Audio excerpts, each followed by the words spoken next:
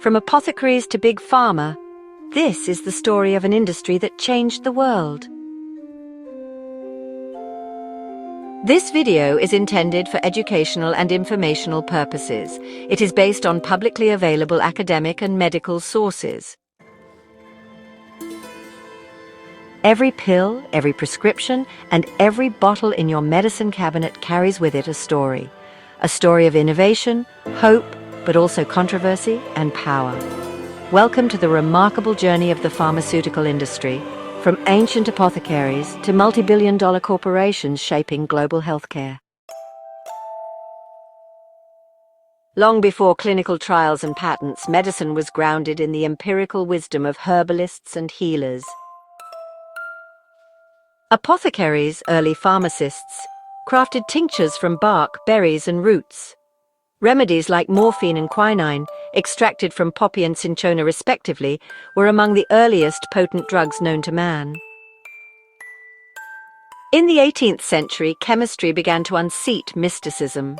The isolation of active compounds like salicylic acid from willow bark laid the foundation for modern pharmacology. But this was also a colonial tale. Much of Europe's early pharmaceutical knowledge was appropriated from indigenous cultures, codified, synthesized, and sold back to the world.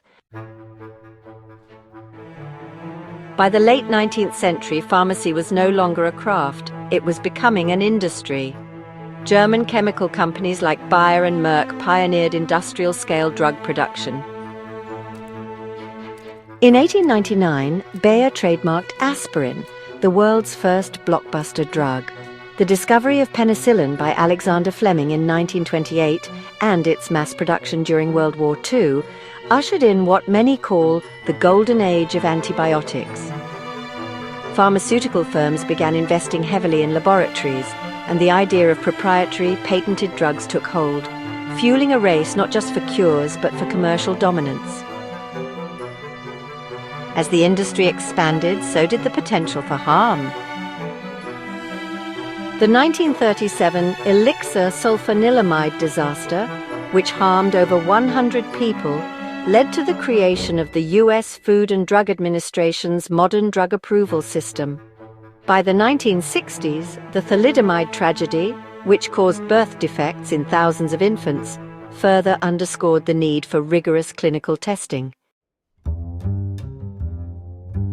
The FDA, like other countries and their governing bodies, began demanding proof of safety and efficacy before a drug could reach the market. But with oversight came a new complication: industry funding of regulators themselves. Today, the pharmaceutical industry funds over 75% of the drug evaluation budget, a situation that has raised ethical concerns about regulatory independence. Pharmaceutical influence seeped into academia. Once independent, medical schools began relying on industry grants to fund research, conferences, and continuing medical education. This entanglement raised troubling questions. Can physicians remain objective when the data they're trained on is funded by drug makers? Can regulators enforce public health when their budgets rely on those they regulate? The answer, many argue, lies in transparency and reform. Others remain skeptical. Today, the pharmaceutical landscape is more complex than ever. From in silico drug discovery and gene therapies to pandemic-era collaborations, innovation is accelerating. Yet new dilemmas arise. The opioid crisis exposed the deadly consequences of aggressive marketing.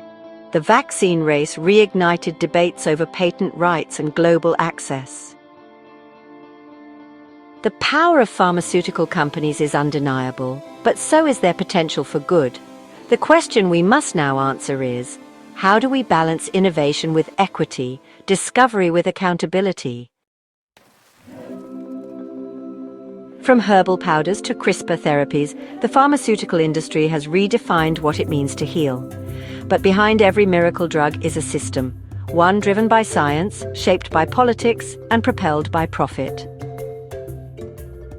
This is not just history, It's our present. It affects the drugs we take, the advice we receive, and the trust we place in modern medicine.